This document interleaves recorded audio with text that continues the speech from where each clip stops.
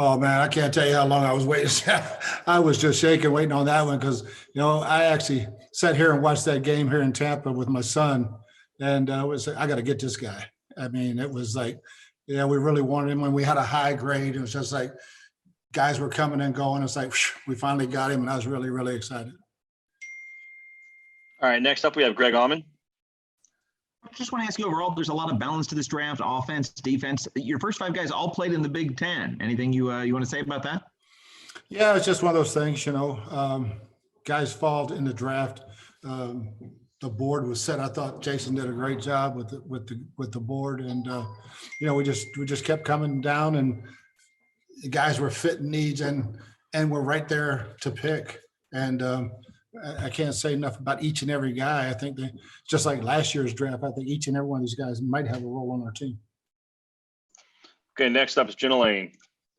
Hi, Coach. Hope you're doing well. Good, Jen. How you doing? I'm doing good, thanks. I know you drafted 2 running backs. Was that the plan all along, or was that just the way the board fell? It was kind of the plan. Just we like 2 different styles.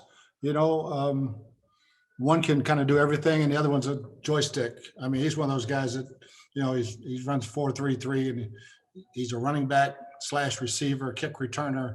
That just one of those guys I love to play with, and so I think both those guys are going to find a role on our ball club. Okay, next up is Mike Giardi from NFL Network. Bruce, can you hear me? Yes.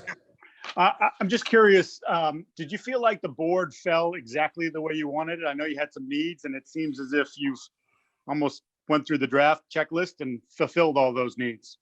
Yeah, it was really, really close. So, there was a guy or two that, one for sure that I had my eye on it, went in front of us, and, that's always happens. And last time that happened to me, it was Amir Abdullah, and we ended up with David Johnson. So it's just the way the draft falls. And, but yeah, I thought our board was set up perfectly. All right, next up we have Ed Encina, and we also have Jason Light in the room. So if anyone has a question for him, please let him know. Hi, Bruce, Jason. I was wondering if I could get you guys just both to kind of just comment on the whole, general assessment of the entire your entire draft class as a whole, and just how much you guys did address the needs that you looked at going in. Well, I think one thing that stands out to me is each and every one of these guys loves to play football. I mean, they're ballers. They'll play for free. They're going to go out and they have fun. They're gym rats, and they're smart, aggressive type players. And so when you have that type of draft, I think each and every guy brings a redeeming quality that's going to give him a chance to make it. I would just echo Bruce. I don't really have anything to add there. That, just kind of the way we felt like we had the board set really well, and the players that we got, they all have some redeeming qualities that we loved, and they really stood out. But one thing that they all had in common is they love football. They're ballers, and they're very passionate about the game. And that's one thing that we've been stressing here for a while now, especially with Bruce here. And, because Bruce is a very passionate guy, so is the staff. So it's a good mix. All right, next up we have Kevin O'Donnell. Jason, and how you doing? And Bruce, congratulations on the draft. Obviously, this was a different year that you had to go in and prepare for the prospects that you were, wanting to draft. How much did it alter maybe your game plan in terms of how you wanted to select, the fact that you haven't been able to really spend as much time with some of these prospects that you normally would have? Well, I would say that you can try to make this complicated, but really at the core, it's about watching tape and seeing which players stand out to you that you like. And Bruce and I and the coaches and the scouts getting together and talking about them. And we did that. We were able to do that just like the way we're talking to you right now. And, set the board that way. It's in a lot of ways, it wasn't different. The only thing that was different is not getting out there and having a lot of boots on the ground and hitting pro days and having personal workouts and visits. But we were able to visit with all these guys, our coaches and our scouts, especially over the last few weeks. And we felt like we got quite a bit out of it. And, but at the end of the day, we took the players that we felt like were going to help us. And that's based off the film work. Yeah, and I think, our scouts and our coaches got tech savvy real quick, and we're able to do the interviews, get a guy on the Zoom or wherever for an hour, put him on the board, watch film. So a lot of the stuff that you normally would do face to face, we still got done. And hats off to all our scouts and our coaches for putting in that extra time to get all that done. But they didn't get as many frequent flyer miles. That's the only bad part. Okay, next up, we have Mark Cook from Pewter Report. Hey, Coach. Hey, Jason. With the possibility that there could not, there may not be OTAs, training camps, those kind of things, you guys may have to just hit the ground running once training camp itself opens up, whenever that may be. Did that factor into drafting some of the guys, particularly early, that were four-year starters, guys that you felt were high intelligent guys and had a lot of reps already in college? Did that factor into some of your picks? Yes and no. Tristan was a 3-year starter, but they were all football intelligent guys and play the game smartly and physically and fast. So yeah, they just fit what we're looking for as players. It will set us back for these young guys if we have to go straight to camp and don't get at least a month of phase 1, phase 2 OTA type work, which I think we'll still get. Okay, next up, we have Steve Isbitz. Hey, Coach, Antoine Winfield, can you sort of dive into the X's and O's of what you like about him and how he fits in Todd Bowles' defense? I know you had said Todd wants to get a little more complex this year in the back. Yeah, again, he's an extremely bright football player that got great bloodlines, but he is so position flexible, half field, deep field, middle field, nickel, dime, linebacker. He's got so many positions he can play, which we love to mix it up with our safeties when they're interchangeable. He's part Honey Badger and he's part Buda Baker. He's that style player that we can use in a different type of role, along with our other safeties who are interchangeable. Okay, next up, we have Rick Stroud, followed by Greg Allman. Hey, BA, you're good at the quarterback position, needless to say, but you don't have a developmental guy per se right now. Did that just not, you weren't going to force it? Was that how it came out? Yeah, I mean, there were guys we were looking at, today. They all got jumped on early. We're going to sign a free agent that I think has a really good upside and see how that goes. But I love our quarterback room. I mean, with Griff and Blaine. Blaine's won a lot of games for me. He's in this offense finally for the third time, and he's never been in an offense more than twice in his career, other than ours. So it'll be a great help to Tom, and that room helping each other, really bright. Really, guys can do projects for each other. People don't realize how much quarterbacks help quarterbacks in a week's the process of getting ready for a ball game. So yeah, I love that room. All right, next up is Greg Allman, followed by Jenna Lane. Hey, question for Jason, if I can. The seventh rounder out of Temple, Chappelle Russell. I know you've had good success. You look back to Quan, you look back to Jack Sitchie with guys that pushed through multiple injuries in college to be productive NFL players. He's an inside linebacker first, and just want to ask you what you like about him. Well, first of all, he's an aggressive player. He's got an aggressive mindset. He's an instinctive player. He can run. He's very tough. And he went to Temple. Bruce and I had an arrangement that I was going to get a Nebraska guy and he'd get a Temple guy. He let me go first since I hired him. So no, but he was a guy that we had targeted. We loved him.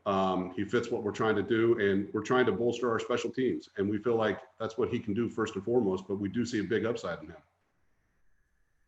All right, next up is Jenna Lane, followed by Steve Isbitz. The ability to be self-motivated is obviously an attractive quality, and I'm sure it's something you look for in these younger guys, but is there a greater emphasis on that given the circumstances that these guys are entering the league with when, they don't know when they're actually going to be entering the facility for the first time? They don't know if they're going to have OTAs. I mean, it's one of the redeeming qualities we're always looking for. I love drafting captains, guys that coaches have to throw out of buildings. That's the type of guys we're looking for. We hit on that last year, and I think we hit it on again this year. Now, they should be able to overcome whatever adversity hits them coming into learning processes and the volume that we throw at them. But I think each and every one of them is mentally ready for it. They're tough enough, they're smart enough, and we'll deal with it. And we won't put them out there till they're ready. Okay, next up we have Steve Isbett, followed by Gary Shelton. Coach, back at the combine, you said that you were looking for a David Johnson type of pass catching running back. So question one is, did you find that guy? Do you think you have that guy yet? And also wanted to ask, after the draft is over, what's next for you and your coaching staff? How is that going to look over the next, say, 2 months? Yeah, it's a good one. I think Keyshawn Vaughn is a guy that can play every down. He's not, I don't consider him a David Johnson. I think that Raymond is a very smaller version, but much faster version of David Johnson, in that he's a heck of a little running back. I wouldn't say he's Tariq Cohen, but he's kind of that style guy that, joystick type guy that can go out and play wide receiver and would be a mismatch. So I also, we have TJ Logan, who got hurt last year, they'll have a heck of a battle. Okay, next up we have Gary Shelton. Yeah, Bruce, the tenor of the questions you're getting and the tenor of the conversation about the Bucs have changed. There's a lot loftier expectations. Do you mind high expectations, and do you agree with them? I love them. I love them. I embrace it. I want our guys to feel that we are a team to beat. And everybody that left our locker room in that last meeting knew we should have been playing in the playoffs, that we beat ourselves. And if we could correct the turnover ratio, we won't have a chance. We're gonna have a chance. And so, yeah, I think everybody that walks in our building is expecting to win.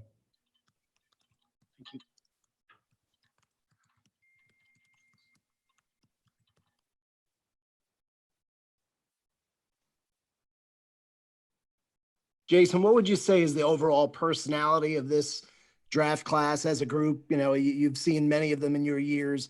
And Tom Brady was on NFL.com yesterday saying the first thing he looks for in a draft pick is that they're humble. Do you think that this group is a humble group as well? Yeah, I think there's a lot of humility in these guys, but I think at the same time, these guys have that confidence that we look for. They're good football players.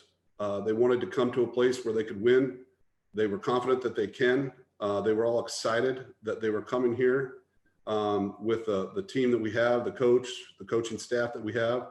And I would say, they do need to be humble because they know that they have to earn their spot. They have to earn their playing time, all those things. And all of them seem to have that when we talk to them. Nobody said, I'm going to be your, came in and said, I'm going to be your starter day one. But I think they all have the confidence that they are going to be major contributors, and that's what we look for. All right, we got time for two more. We're going to go with Kevin O'Donnell, followed by Jenna Lane. Hey, Jason, Khalil Davis from Nebraska, 4.76 in the 40. There's not too many defensive linemen at 310 pounds that can move that quickly. Is that something that really popped out to you? Yeah, it sure did. I was sitting next to Bruce when he pulled that off at the combine, and whoa. So we, made sure that we watched a little bit more on him together.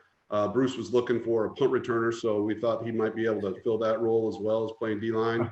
But he's a very athletic guy. He's not just his 40 time, but all of his other testing was, very, very good. He's got a big upside. We'll see how it goes with him. But there in those late rounds, you want to not gamble, but you want to take a flyer on guys that have traits like that. And in addition to being a great kid and all that stuff, and being from Nebraska didn't hurt him. All right, for the last one, we have Jenna Lane here. Coach, I'm not sure when we're going to be getting you again. And normally we'd be, starting the off-season program. We'd be in the building asking you these questions. But I just wanted to know, what your interaction has been like so far with Tom Brady. Have you guys kind of begun to kind of collaborate ideas? How quickly is he going to be able to digest the playbook? I mean, what has that been like? Well, he's a very bright guy. So the playbook is just learning a language. It's so similar to what he's been with for the last 20 years. So it's just what we call it. We have plenty of time to collaborate on, all right, give me your 10 best. This is what our guys can do. This is what we'll call it. All right, so it's just names. But yeah, that part of it will just take time. And, we've got plenty of time for that for him. Unlike these rookies who are hearing it for the first time. I mean, he can take a playbook and look at it and trips right. I mean, it's not that hard. And so, whether it's 6-2 wide choice or whatever. And so, yeah, those things he'll learn on his own. When we get together, it'll be easy. And so I'm really looking forward to being able to sit down right now and be able to collaborate in our building or on Zoom or whatever else. So we should be able to start that stuff on the 27th. All right, perfect. Jason, Coach, thanks very much for the time. Let you guys get back to Appreciate you undrafted guys. free agency. Rick, you too, all you guys. Where's your dogs, Greg?